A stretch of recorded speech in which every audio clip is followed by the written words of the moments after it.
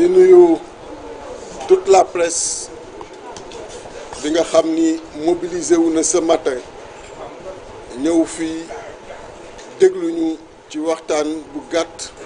bi ñu bëgg séq ak askan wi ñi nekk biir réew comme ñi nekk bitim réew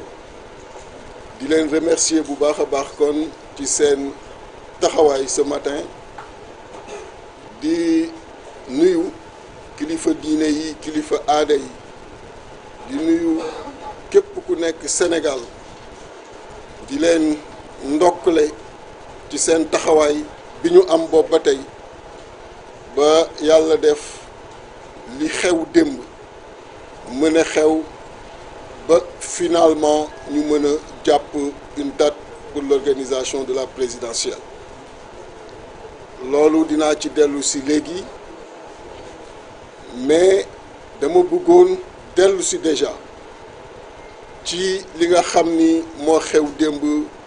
assemblée nationale dama jotoon ci wax fii waxoon opposition catégorique bi ma amoon contre projet de loi d'amnistie bi nga xam ni wote nañ ko démb au niveau de l'Assemblée nationale yàlla bu defee ay xew-xew am ay bakkan rot ci ay dégâts matériels am ci ay laago sax am ci réew bu mel ne Sénégal ñu yàgg xam ci réewu dëgg réewu justice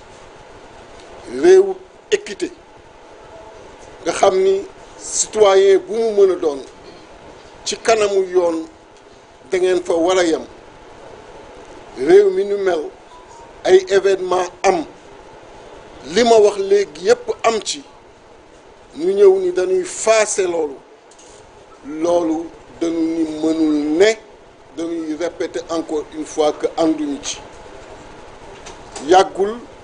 ay at la ci ginnaaw ay chef d'État africain yu bare defoon nañu déplacement fële ca tugal bu fa xew-xew amee ay bakkan rocca dem mastaw ña fa nekk loolu bu amee seen biir réew li ñuy xaar mooy au moins que la justice soit faite li ma ciy xool mooy seen njariñ li ma ciy xool mooy li taaral démocratie li taaral les libertés xëy na fàtte ngeen ko mais ci xew-xew yooyu ca laa amee man mii condamnation man mii di wax ak yéen ca lan ma condamné ci xew-xew yooyu man mii di wax ak yéen ca lan ma fekkee sama buntu siège yóbbu ma tëj ma fukki fan prison Sébikotane kon xam ngeen li xew démb ci ñi nga xam ni dañ ciy bénéficier wu ca laa bokk mais c'est pas parce que da lay effacer loo say peine que nga war a mën a nangu lu dul yoon doo ko dénoncer doo ci taxaw bi war doo rester que sur les principes et sur les convictions parce que l'engagement politique de valeur transcende les intérêts personnels et ne doivent rester accrochés que ci li nga xam ni mooy njariñu askan wi même bu fekkee yow da nga ci war a ñàkk nga ñàkk ci loolu laa gëm ci politique moo tax bi ma sama benn collaborateur en son temps rappelé ma loolu ma ni que jarul ma rappeler parce que loolu du tax mukk may wax voté leen ci lu ma gëmul même bu fekkee dama ci war sacrifier wu loolu sénégalais yi xam nañ ko ci man dinaa ci sacrifier wu mais du ma wax mukk voté leen pour voté leen contre laay wax donc di féliciter député yi nga xam ni yépp démb à l'Assemblée nationale sans hésitation voté nañu contre cette loi qui n'honore pas notre démocratie qui n'honore pas notre république et di jël fii l'engagement ferme devant les Sénégalais que si je bénéficie de leur confiance ci élection bi nu jëm à l'issue dinaa dellusiwaat ci loi d'amnistie boobu pour que la vérité soit connue d'abord avant ñuy wax réconciliation avant ñuy wax pardon parce que ku ma xam ni nitu jàmm la wante ku ma xam it xam ni nitu dëgg la te dëgg mooy jiitu jàmm pour que jàmm boobu doon jàmm buy law. Le président Macky Sall fixé na hier par décret la date de l'élection présidentielle pour le 24 mars. Au même moment, le Conseil constitutionnel nga xam ni ñun candidat et ci décision 5E wax na ko ci lim ñun ñoo ko saisiroon waxoon que ginnaaw le président de la République Macky Sall ci décision bi nga jëloon le 15 février waxul ba tey élection yi kañ la war a am war ngaa mën a tànn bis pour wax kañ la démb mu génne décision tànn le 31 mars pour élection yi wax nañu ni te moo am day tombé donc jouru Pâques am nañu suñuy réalité yi nga xam ni nit mënu ko ignorer moo tax dëgg la le Conseil constitutionnel moo nekk ci kaw ñépp et sa décision doit être appliquée dëgg la mais man personnellement parce que sama bopp laa mën waxal dérangé wu ma que ñu organiser élection yi le 24 mars toujours dans l'esprit de sacrifice pour la démocratie dans l'esprit de sacrifice pour taaru république dans l'esprit de sacrifice pour image bu Sénégal bu nu waree wàññi campagne électorale bi jëlee ko 21 jours war ko def 15 jours awma ci problème donc ñu def que le 24 mars awma ci problème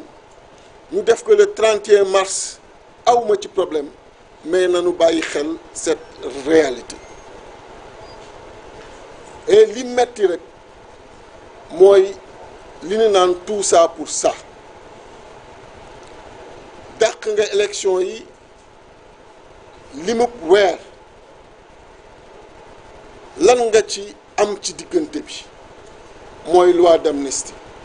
boo jàllale en procédure d'urgence au niveau de l'Assemblée nationale kon lan moo waroon en réalité dàqub élection bi lan moo waroon en réalité poñe la démocratie sénégalaise lan moo waroon en réalité salfaañe le calendrier électoral dem nga bay waaj a dem natt ak anam boo ko mën a nattee gis ni sa candidat du jàll gis ni sa candidat du la remplacer nga ni kon balaay élection di am muy jël le risque d'être remplacé par quelqu'un d'autre naa jël les précautions pour que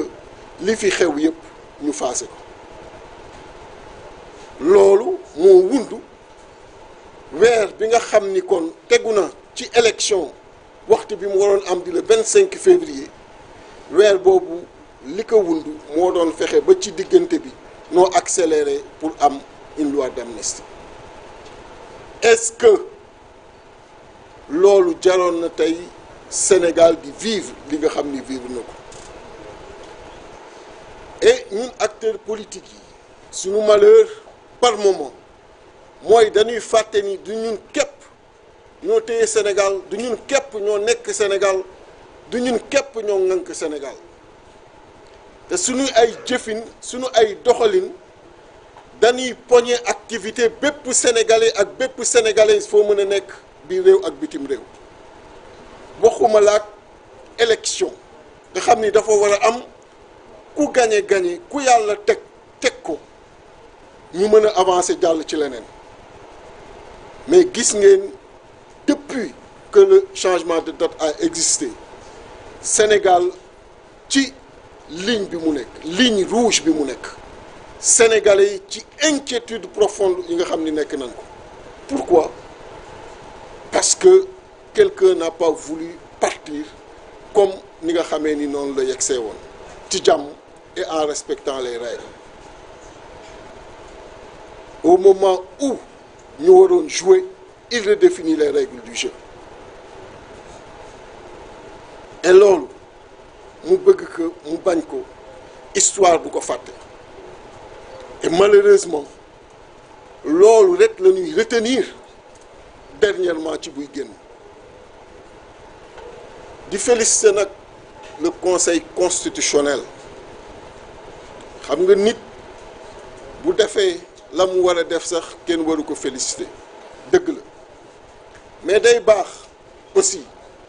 situation réew bu tollee fenn gis une direction nit ku yàlla jox doole jël ko ndax moo yor pouvoir gis en face ñi nga xam ni aussi yàlla jox na leen pouvoir ñu jël seen courage jàkkaarloo ak kooku fàttali ko mu koy neex ak mu koy naqadi ses obligations vis-à-vis de la Constitution ses obligations vis-à-vis du peuple sénégalais ñooñu danoo jara féliciter parce que kenn ignoré wul que le projet moo doon reprendre également le processus électoral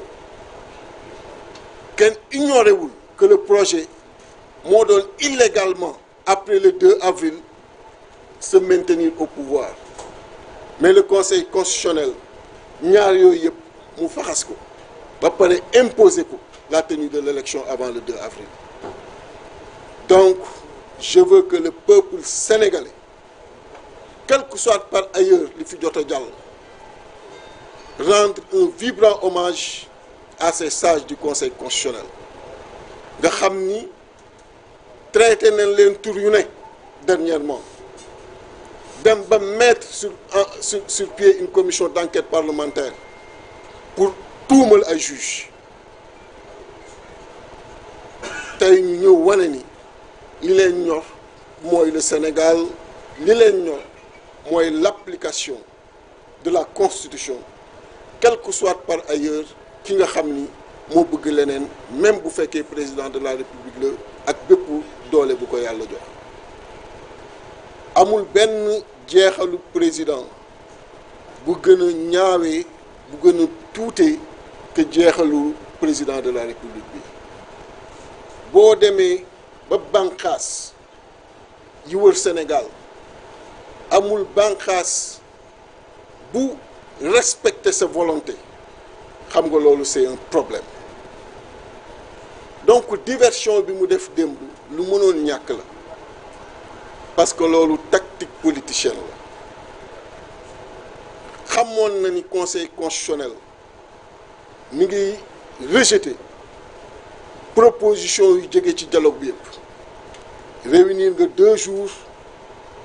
les forces vives say forces vives retenir ak ñoom ay propositions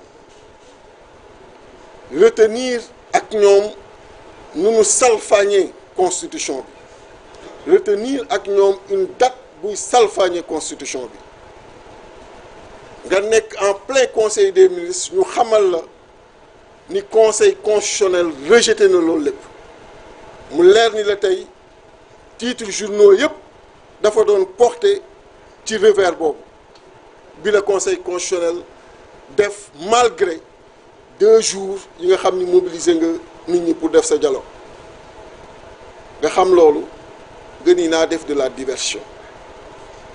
naa dissoudre le gouvernement nommer un premier ministre on lui rappelle que moom en 2019 c'est en tant que président de la République qu'il était candidat ça n'a pas été une lourdeur pour lui alors qu'il avait beaucoup plus de charges Donc on ne peut pas nous faire croire que c'est pour libérer son candidat Premier ministre qu'il a dissous hier le gouvernement.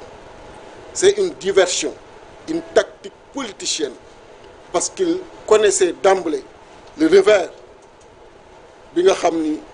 jot na ko venant du Conseil constitutionnel. Et il ne voulait pas aujourd'hui justement que les titres consacrés wu spécifiquement ci revers yooyu moo tax mu dugal dissolution gouvernement bi dugal un premier ministre ñu koy wax. Et ça a toujours été une revendication de toutes les oppositions qui se sont succédées. On veut un ministre de l'Intérieur neutre, indépendant et consensuel pour l'organisation de cette présidentielle. D'y appeler tous les Sénégalais à la vigilance au niveau des bureaux de vote, à la vigilance sur le terrain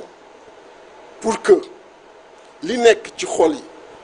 li nekk ci xel yi li nekk ci dënn yi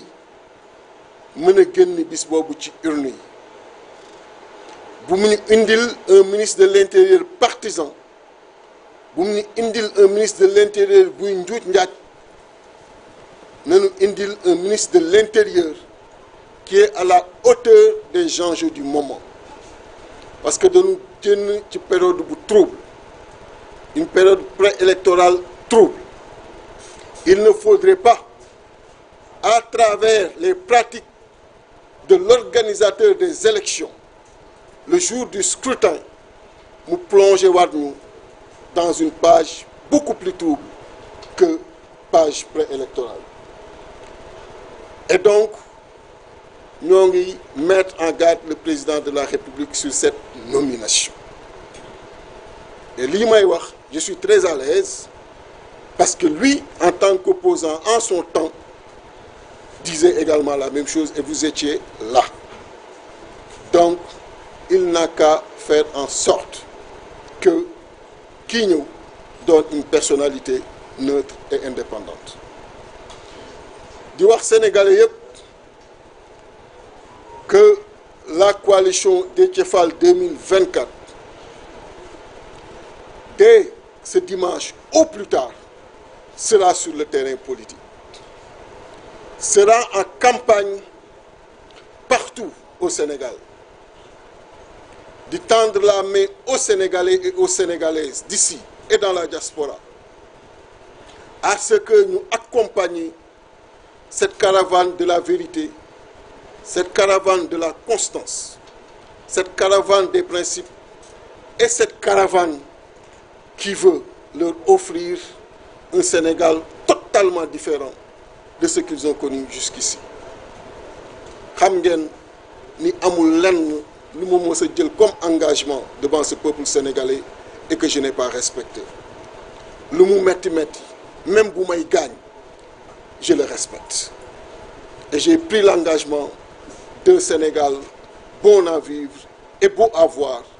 Et dans les prochains jours, sunu débat ci loolu lay porté wu exclusivement pour que ngeen mën a xam ni yàq amoon na fi,